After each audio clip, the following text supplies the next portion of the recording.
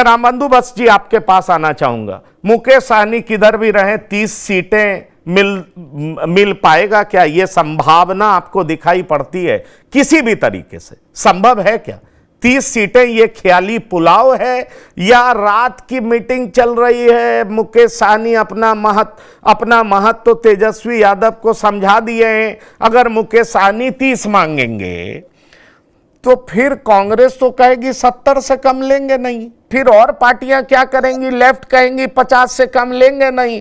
तो तेजस्वी यादव कितनी सीटों पर चुनाव लड़ेंगे? आरजेडी कितनी सीटों पर चुनाव लड़ेगी, जरा बताइए। जी बिल्कुल, आपने बिल्कुल सही कहा है। 30 सीटों की मांग तो उनकी है ही, जो वो पहले भी वो बताते थे कि हमें 60 सीटें चाहिए और 150 सीटों को हम प्रभावित करते हैं। दरअसल वो सारा आंकड़ा उनको यही था कि उनके मन में थी कि वो 30 सीटों का वो डिमांड अंदर खाने में वो कह रहे हैं तेजस्वी यादव से, लेकिन इतनी सीटें देने की बात नहीं है। और आप देखिए कि अगर आरजेडी के मन की बात टटोली जाए तो वो तो 40 या 45 के आसपास की सीटें तो कांग्रेस को ही देना चाहती है। भले ही कांग्रेस माने न माने या भविष्य में चाहे जो परिणाम आवे, लेकिन वो 40-45 से ज्यादा सीटें जब कांग्रेस को नहीं देना चाहती है तो 30 सीटें देने का तो कोई सवाल ही नहीं है। और साथ ही साथ इनके जो डिप्टी सीएम की भी बात है, उस पे भी वो भी बस एक अधिक से अधिक सीट लेने का जो दबाव है उसी के कारण है, वरना वो भी शर्त माने जाने वाली नहीं है। अभी तक देखिए जो अभी चिराग पासवान है, मुकेश सहनी है, ये लोगों का अपने अपने गठबंधनों में अभी कुछ भी क्लियर नहीं हो पाया है। सीटों की जो गुत्थियां हैं वो सुलझी भी नहीं है, जस के तस्सी हैं। ये आखिरी कवायद है वो, और यही कवायद के कारण कभी चिराग पासवान की किसी टिप्पणी से लगता है कि कहीं वो एनडीए न छोड़ दे, कभी मुकेश सहनी की टिप्पणी से लगता है कि कहीं वो महागठबंधन न छोड़ दे।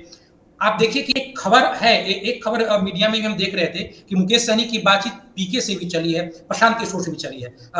हालांकि जब इस मसले को हमने और समझना चाहा तो मुझे इस खबर में सच्चाई नहीं, अभी तक कोई सच्चाई सामने नहीं आई, क्योंकि जो प्रशांत किशोर बार बार अपने लोगों को कहते हैं कि हम इस चुनाव में गठबंधन नहीं करेंगे, लेकिन ये राजनीति है, राजनीति में कुछ भी हो सकता है। प्रशांत किशोर इससे अछूते नहीं रह सकते हैं, लेकिन अभी तक गठबंधन की बात जन स्वराज की ओर से और उनके अपने आंतरिक मीटिंग में भी नहीं कही जाती है। लेकिन ये खबर है, हमने देखा है खबर प्रकाशित है एक वेबसाइट पे कि उन्होंने पीके से भी गठबंधन की बात की है। तो कहने का मतलब यह है, मैं उदाहरण इसलिए दे रहा हूं कि हर तरीके की छोटी मोटी हर संभावनाओं पे जो पार्टियां हैं, छोटी छोटी पार्टियां हैं बिहार की, वो विचार कर रही हैं।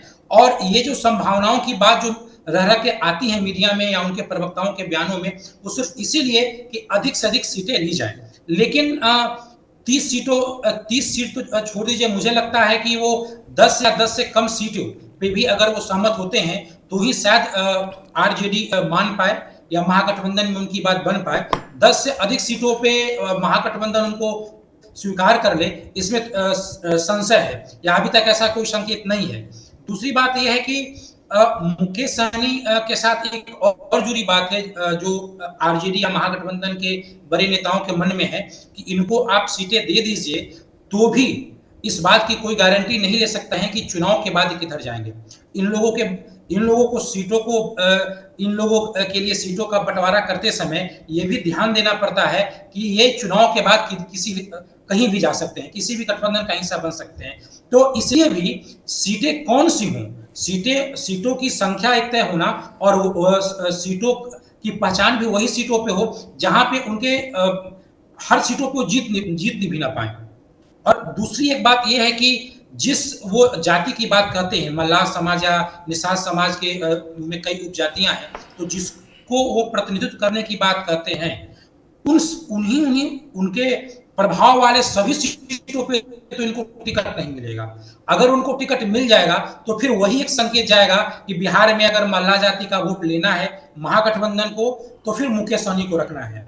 तो जैसे आज के समय में कांग्रेस का साथ गुत्थियां उलझी हुई हैं कि मुस्लिम बहुल सीटों पे उनको उनकी मांग है कि वो सीटें मिले, ठीक उसी की तरह मुकेश सहनी को भी है कि वो सीटें कौन सी मिले, कहां मिले और कितनी मिले, वो चीजें जस की तस हैं अभी तक।